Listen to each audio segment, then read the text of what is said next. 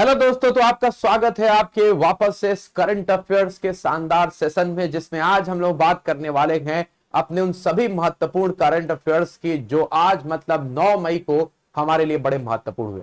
दोस्तों, आज वो कौन कौन से इंपॉर्टेंट तथ्य है जो हमारे ना केवल एग्जाम के लिए इंपॉर्टेंट है बल्कि हमको एज ए पर्सनालिटी के तौर पर भी वो जानना बहुत जरूरी होता है कि हमारे आसपास क्या चीजें चल रही हैं जो हमारे लिए है इंपॉर्टेंट। तो आज मतलब 9 मई को हम इन सभी चीजों का डिस्कस आपके साथ करेंगे।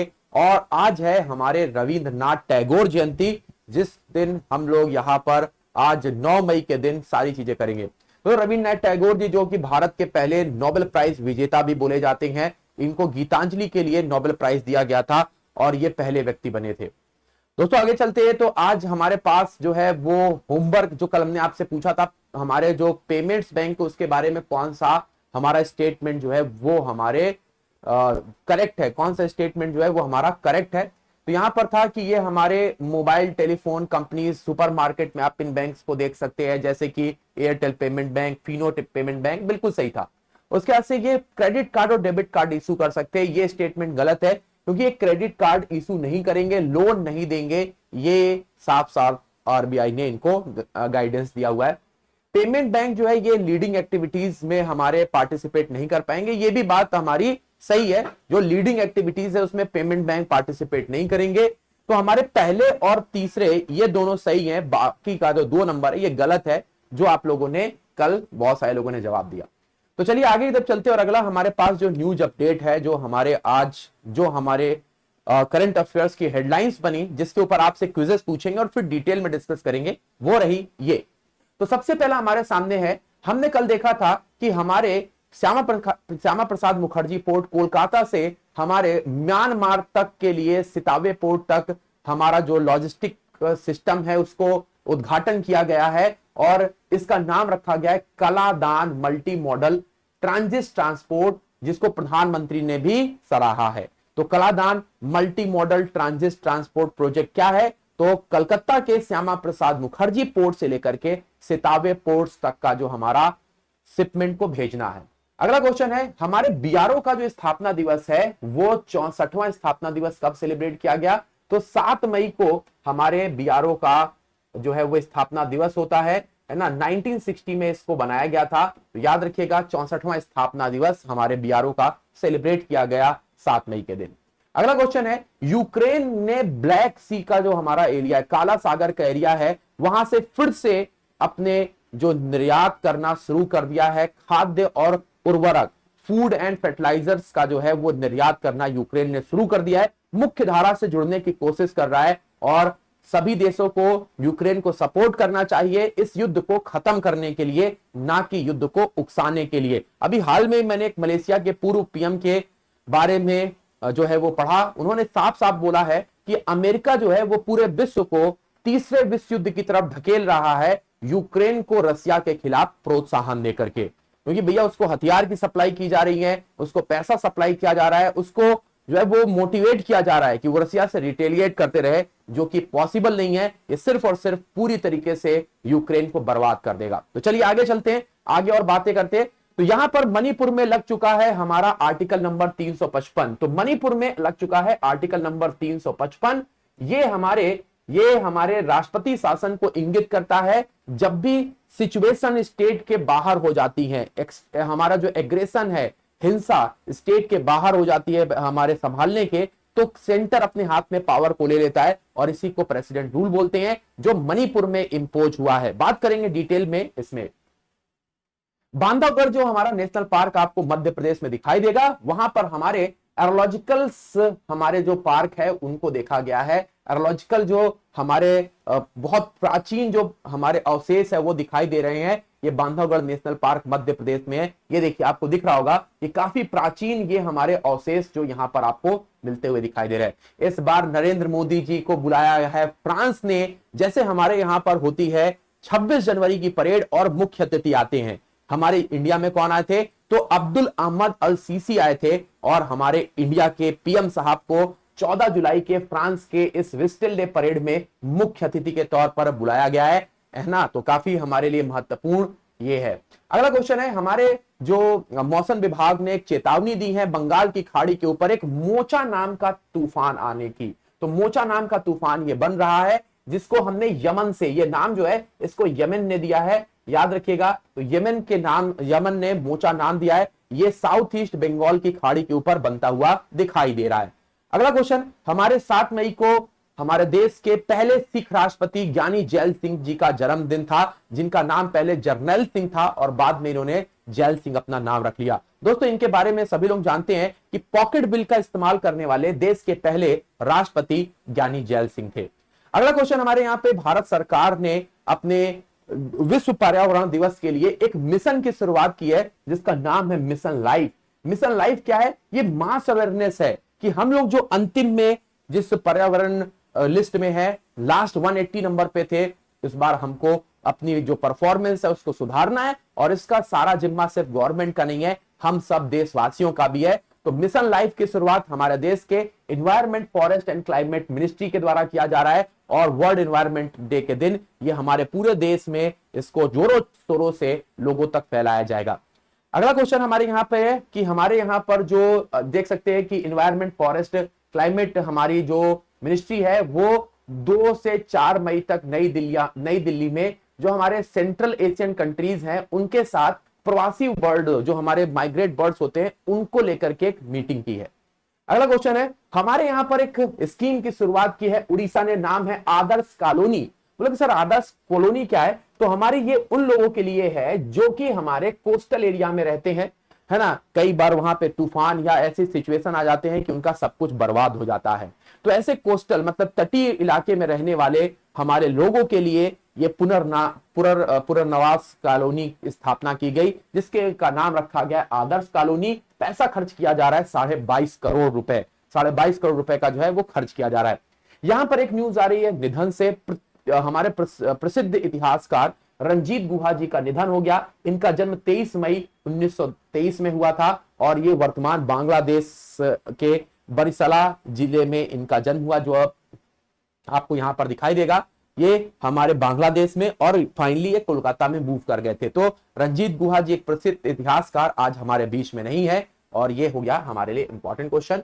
जापान ने अपनी नई ओशियन पॉलिसी को बनाया है, फमिदो कसीदा, किस तरीके से हम समुद्र का प्रयोग करेंगे, वहां पर अगर कोई हमारे त्रासदी आती तो उससे कैसे निपटेंगे, इंपोर्ट और एक्सपोर्ट में कैसे काम करेंगे। तो इसको लेकर के जापान ने एक पॉलिसी बनाई है यहां पर, जिसका नाम है ओशियन जापान पॉलिसी। यहां पर रिजर्व बैंक ने हमारे दूसरे देशों के साथ क्रॉस बॉर्डर ट्रांसफर करने के लिए, पैसा ट्रांसफर करने के लिए, पेमेंट करने के लिए G20 के जो देश हैं और हमारे जो बैंक ऑफ इंटरनेशनल सेटलमेंट है, इसके साथ एक हमारे टेक स्प्रिट नाम का क्या किया, एक इवेंट किया। तो ये हमारे G20 टेक स्प्रिट 2023, जो कि हमारे यहां पर हमारे BIS, bank of international settlement, और किसके द्वारा किया गया, हमारे रिजर्व बैंक ऑफ इंडिया के द्वारा। तो काफी इंपॉर्टेंट हो जाता है और आपके एग्जाम में पूछे जाने योग्य। तो अगले क्वेश्चन की तरफ चलते हैं। Fame India scheme was launched by the ministry of heavy industries and public enterprises. तो फेम इंडिया ये किसका इनिशिएटिव है? ये हमारे जो ministry of heavy industries and public enterprises है, ये किससे संबंधित है? तो हमारे यहाँ पर इलेक्ट्रिक मोबिलिटी को बढ़ाने के लिए ये फेम स्कीम की शुरुआत हमारे यहाँ पर की गई। अगला क्वेश्चन है, ईज डूइंग बिजनेस जो रैंकिंग को समाप्त कर दिया गया था, कैंसिल कर दिया गया था, अब उसको रिप्लेस करके वर्ल्ड बैंक एक दूसरी हमारी प्रोजेक्ट लेकर के आए हैं, जिसका नाम है business ready. Be ready is project by world development, जो किसी भी कंट्री में बिजनेस करने की आदर्श कंडीशन के आधार पर रैंकिंग देगा। तो ईज डूइंग बिजनेस को रिप्लेस करके हमारे यहां पर बिजनेस रेडी ये प्रोजेक्ट की शुरुआत की गई है। तो ईज डूइंग बिजनेस, इसको 2 साल पहले हमारे समाप्त कर दिया गया था। अगला क्वेश्चन है, भारत पाकिस्तान के साथ 2017 में एससीओ का पूर्ण सदस्य बन गया था, और अभी इंडिया में आपने देखा कि हमारे विदेश मंत्रियों की और फाइनेंस मिनिस्ट्री की बैठक हुई। कहां पर? आप ये गोवा में देख पा रहे थे। गोवा में ये हमारे जो मिनिस्ट्री, फॉरेन मिनिस्टर की जो मीटिंग है, ये देखिए आपको गोवा में दिखाई देगी। तो काफी महत्वपूर्ण था। हमारे जो बिलावल भुट्टो है वो भी आए थे, और अनाप शनाप राग जो है वो अलाप रहे थे। चलिए अगले क्वेश्चन की तरफ हैं। बेंजामिन नेतन्याहू इजराइल के वर्तमान प्रधानमंत्री के तौर पे काम कर रहे हैं। कई सारी परिस्थितियों से उबरते हुए हमारे जो इजराइल के प्रधानमंत्री बेंजामिन नेतन्याहू आगे अपना कार्यकाल बढ़ा रहे हैं। हमारे बांग्ला और भारत और बांग्लादेश के बीच में बॉर्डर हाट या इसको हिंदी में सीमा हाट बोलते हैं, इसका उद्घाटन सिलहट के भोलागंज में किया गया। सिलहट के भोलागंज में ये बॉर्डर हाट की शुरुआत की जा रही है, जिसमें बांग्लादेश और भारत दोनों हमारे जो देश हैं उसके लोग इसमें पार्टिसिपेट करेंगे। तो आपको याद रखना है कि बॉर्डर हाट या हमारा जो सीमा हाट है ये कहां पे शुरू किया जा रहा है। अगला क्वेश्चन आप यहां पर देखेंगे, 6 मई को कोच्चि में हमारे एक और लैंडिंग शिप टैंक की शुरुआत की जा रही है। Oldest landing ship tank was decommissioned. Decommissioned का मतलब है रिटायर हो रहा है, शुरुआत नहीं हो रही है, रिटायर हो रहा है। 36 साल तक अपनी सेवा देने के बाद आईएनएस मगर को हमारे डीकमीशन्ड कर दिया गया। आप यहां पर ये आईएनएस मगर है, ये इंडिया का झंडा, और ये नेवी, ये हमारी इंडियन नेवी का झंडा आपके सामने है। तो बहुत सारी खबरें थी जो मैंने आपको बता दी। अब हमारी बारी है आपसे इन खबरों से आधारित कुछ क्वेश्चन पूछने की। तो चलिए शुरू करते हैं। और आप सभी लोग भले ही यहां पर रिकॉर्डेड फॉर्म में देख रहे हैं, लेकिन कमेंट करके यहां पे बताते रहेंगे इन क्विजेस का जवाब, क्योंकि मैं आप सभी के कमेंट जो है वो पढ़ूंगा। तो सबसे पहला क्वेश्चन आपको बताना है, कलादान मल्टी मॉडल जो ट्रांजिट ट्रांसपोर्ट प्रोजेक्ट है, इसमें कौन सा कथन सही है? It would be link India and Myanmar via bay of Bengal. ये भारत और म्यांमार को जोड़ेगा। इसका निर्माण भारत और अनुदान सहायता योजना के तहत किया गया है। यह हमारा कलकत्ता से सितावे सी पोर्ट को कनेक्ट करने के लिए हमारा शुरू किया गया है, जिसको 500 किलोमीटर कवर किया जाएगा। तो ये कलादान मल्टी और या ये सभी के सभी multi modal transit transport system के बारे में कौन सा सही है? दोस्तों अगर हम यहां पर बात करेंगे तो जैसा कि मैंने आपको बताया कि ये प्राइम मिनिस्टर नरेंद्र मोदी जी ने ये जो हमारा कलादान मल्टी हमारा जो प्रोजेक्ट है इसकी सराहना की है। ये जो प्रोजेक्ट है बंगाल की खाड़ी से म्यांमार को कनेक्ट करेगा, है ना, और इससे हमारे 500 किलोमीटर की जो दूरी है बंगाल के खाड़ी से सितावे पोर्ट कलकत्ता की, ये भी कवर की जाएगी। कई सारे यहां से जो है वो हमारे जो है ट्रेडिंग की जाएगी, है ना, कई सारे अनुदान म्यांमार को दिए जाएंगे। तो एक बहुत बड़ा प्रोजेक्ट है जो यहां पर शुरू किया जा रहा है। तो मतलब all of these is correct answer. Sittwe port को कलकत्ता से 500 किलोमीटर समुद्री यात्रा के द्वारा कनेक्ट करना, ये कलादान मल्टी हमारा ट्रांजिट प्रोजेक्ट है। चलिए आगे क्वेश्चन की तरफ चलते हैं। अगला क्वेश्चन है सामने, यहां पे हमारे प्रोजेक्ट दंतक, ये सीमा सड़क संगठन बीआरओ ने शुरू किया है। तो प्रोजेक्ट दंतक क्या है? नेपाल, भूटान, म्यांमार, बांग्लादेश, किस की विदेशी परियोजना है? कौन से देश में? तो यहां पर दंतक जो बीआरओ है बेसिकली क्या करता है, ये हमारे देश के में जो सीमा पर बसे हुए क्षेत्र है वहां पे सड़कें, टनल, ब्रिज, ये सारी चीजें बनाने की कोशिश करता है। 7 मई को दोस्तों इसकी स्थापना हुई थी 1960 में, और ये हमारे दिल्ली में इसका हेडक्वार्टर है। डिफेंस मिनिस्ट्री के अंतर्गत ये आता है दोस्तों, याद रखिएगा। और ये अपने 64वां स्थापना दिवस सेलिब्रेट कर रहा है। अगर हम यहां पर बात करेंगे तो हमारा जो बीआरओ है ये एक बहुत इंपॉर्टेंट ऑर्गेनाइजेशन है। इसके जो हमारे प्रमुख हैं वो लेफ्टिनेंट जनरल राजीव चौधरी जी हैं। लेफ्टिनेंट जनरल राजीव चौधरी जी ये हमारे इसके प्रमुख हैं, और हाल में पहली महिला ऑफिसर भी इसमें चुनी गई हैं, जिनका नाम है सुरभि जखमोला। सुरभि जखमोला जो है ये हमारी पहली महिला ऑफिसर है जो यहां पर हमारे चुनी गई हैं और काफी महत्वपूर्ण बन जाती हैं। अब बात करते हैं प्रोजेक्ट दंतक की। तो प्रोजेक्ट दंतक जो है ये हमारे भूटान के साथ शुरू किया जा रहा है ना। भूटान के साथ हमारे जो है वो ये दंतक प्रोजेक्ट की शुरुआत की जा रही है। भूटान में हमारे जो विदेशी जो भूटान है, विदेशी परियोजना है कि वो भूटान के जो सीमा है वो कई सारे देशों से कनेक्ट करती है, इंडिया के साथ, नेपाल और चाइना से। तो वहां पर भी ये सारे चीजों को बनाना बड़ा ही कठिन है। तो इंडिया का जो बीआरओ है उसने ये अपना जिम्मा लिया है और इस ऑपरेशन का नाम रखा है दंतक। ये देखिए भूटान है, एक तरफ चाइना है, दूसरी तरफ आप देखेंगे तो इंडिया है, और यहां से नेपाल से भी कनेक्टेड है थोड़ा। तो यहां से आप देखेंगे तो थोड़ा सा ये डिस्प्यूटेड है, इसलिए बीआरओ ने ये घोषणा की है। भूटान की कैपिटल अगर देखेंगे तो थिम्पू है, थिम्पू यहां की कैपिटल है। अगले क्वेश्चन की तरफ चलते। अगला क्वेश्चन आपको बताना है कि किस ब्लैक सी ग्रेन इनिशिएटिव हाल में खबरों में रहा। ये कौन सा देश काला सागर के साथ अपनी सीमा शेयर नहीं करता है? ब्लैक सी, जहां पर वापस से जो फूड निर्यात है वो यूक्रेन करेगा, है ना, जिससे कि खाने की आपूर्ति होती रहे, और उर्वरक का निर्यात भी करेगा। तो ये जो हमारे अगर आप देखेंगे तो हमारे ये जो ट्रिटी है रसिया, यूक्रेन और हमारे यूनाइटेड नेशन और टर्की के बीच में है, जिससे कि फूड ग्रेन का आदान प्रदान होता रहे, है ना। तो ब्लैक सी जो है ये हमारे काफी इंपॉर्टेंट है, और ब्लैक सी हमारे कई सारे देशों के साथ अपनी सीमा को शेयर करता है।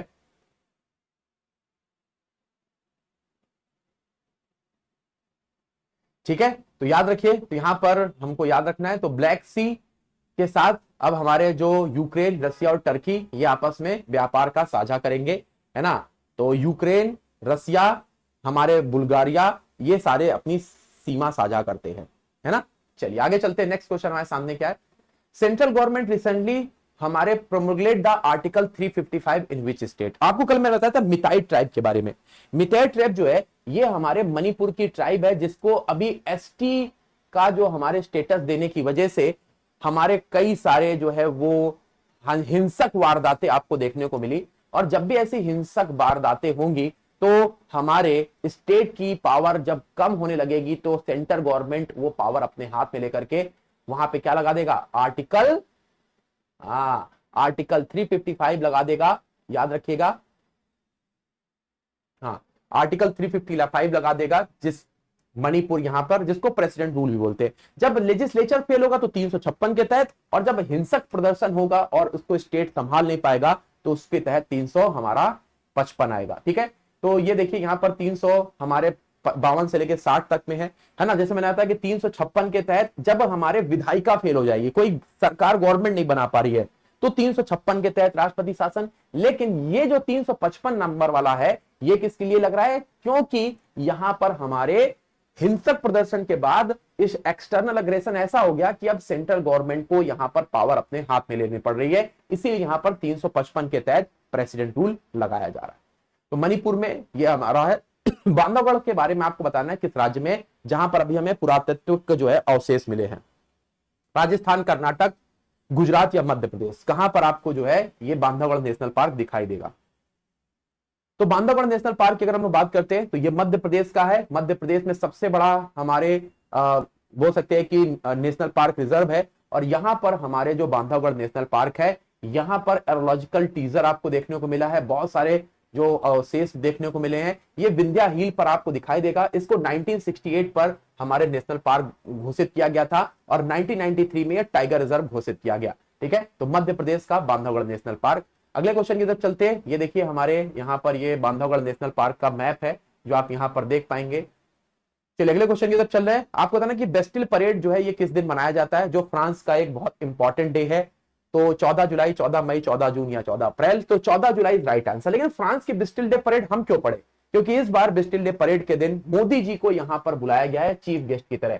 चीफ गेस्ट की तरह हमें मोदी जी को यहां पर देख पाएंगे। तो बेस्टिल डे परेड हमारे 14 मई को होता है। नेक्स्ट क्वेश्चन है, चक्रवातों के संबंध में आपको सही जवाब देना है। मोचा चक्रवात हमारा बन रहा है, लेकिन इस चक्रवात जो साइक्लोन्स होते हैं उसको लेकर के कौन सा स्टेटमेंट सही है, जरा जवाब दीजिए।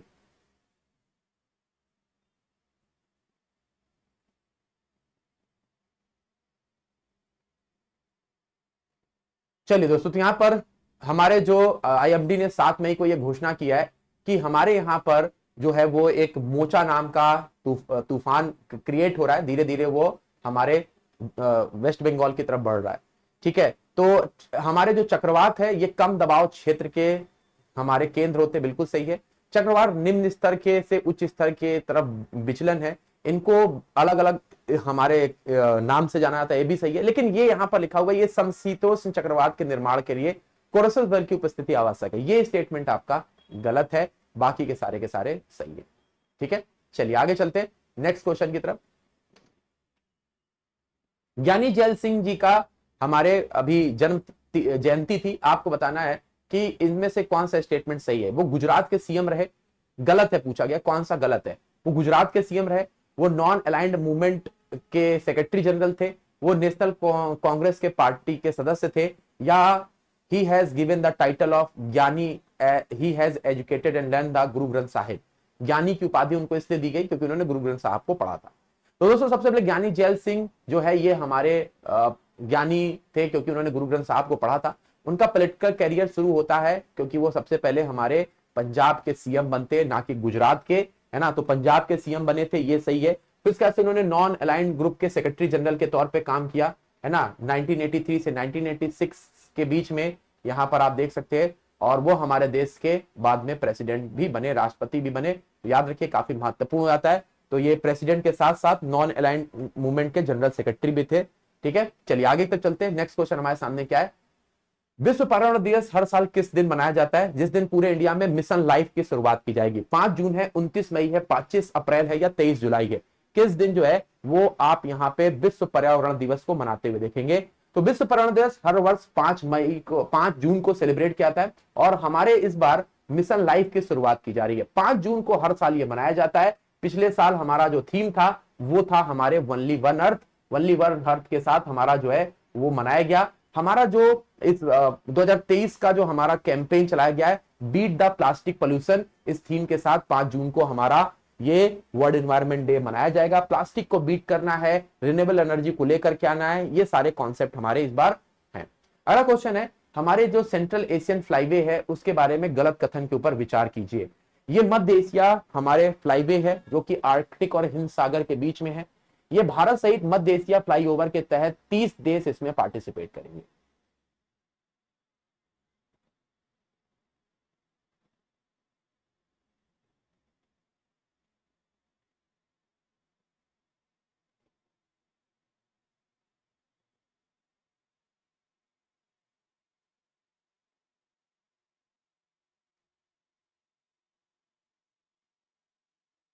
चलिए यहाँ पे सही जवाब हो जाएगा हमारे सी, दोनों ऑप्शन सही है ना। तो सबसे पहले सेंट्रल एशियन फ्लाईवे जो है ये एशिया और आर्कटिक और इंडियन ओशियन के बीच में, इंडिया सहित 30 देश जो है वो सेंट्रल एशियन फ्लाईवे का हमारे इस्तेमाल करेंगे।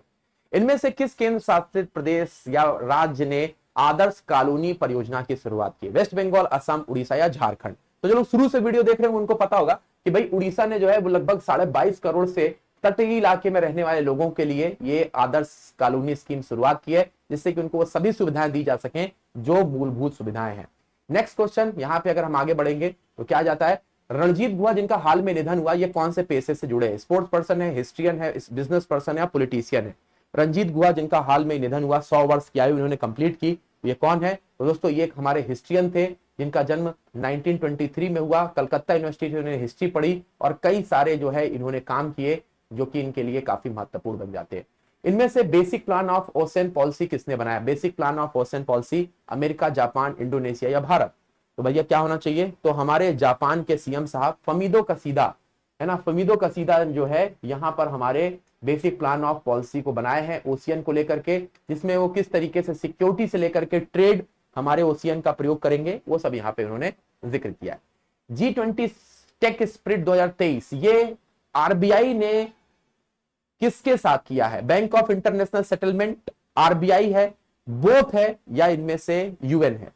तो भैया देखिए G20 टेक स्पिरिट 2023 ये हमारे क्रॉस बॉर्डर पेमेंट इंडिया कैसे करे, या कोई दूसरा कंट्री अगर इंडिया में पेमेंट करना चाहता है तो किस तरीके से किया जाए, इसको लेकर के एक समिट हुई जिसका नाम था G20 टेक स्पिरिट, जो कि हमारे बैंक ऑफ इंटरनेशनल सेटलमेंट जो कि हमारे कहां पर है, स्विट्जरलैंड में, और रिजर्व बैंक ऑफ इंडिया के बीच में ये हमारी जो है वो हमारी सबमिट एमओयू साइन हुआ।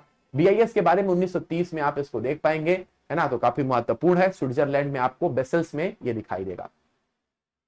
फेम इंडिया परियोजना इनमें से किसने शुरू की है? इलेक्ट्रिकल व्हीकल बनाने के लिए फेम इंडिया स्कीम की शुरुआत फाइनेंस ने, हमारे यहाँ के होम मिनिस्ट्री ने, हेल्थ और फैमिली या heavy industries and public enterprises, किसने जो है वो फेम इंडिया की शुरुआत की है? दोस्तों यहाँ पे जो सही जवाब हो जाएगा फेम इंडिया, ये हमारे ministry of heavy industries and public enterprises शुरू किया गया है। फेम का फुल फॉर्म होता है faster adaptation and manufacturing of electric vehicles.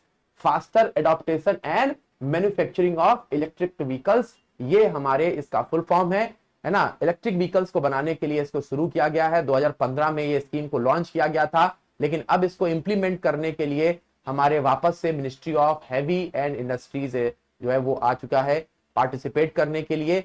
Primary subsidy scheme of electric vehicle के लिए जो है वो हमारे जो भी हमारे फंड एलोकेट किया गया था उसको वापस से रिन्यू किया जा रहा है। तो 2015 में इसको शुरू किया गया था, जिसमें हम क्या दे रहे थे? सब्सिडी दे रहे थे अपनी तरफ से, government of India. Business ready ये प्रोजेक्ट किसने शुरू किया है? ये आईएमएफ है, वर्ल्ड बैंक है, वर्ल्ड इकोनॉमिक फोरम है या हमारे एडीबी है?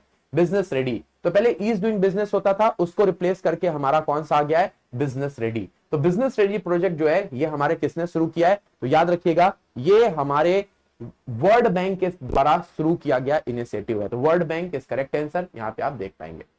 अगले क्वेश्चन की तरफ चलते हैं। यहाँ पे कौन सा देश एससीओ के संस्थापक सदस्य नहीं है? एससीओ जिसमें अभी हमारे 9 सदस्य हैं, इनमें से कौन संस्थापक फाउंडिंग मेंबर नहीं था?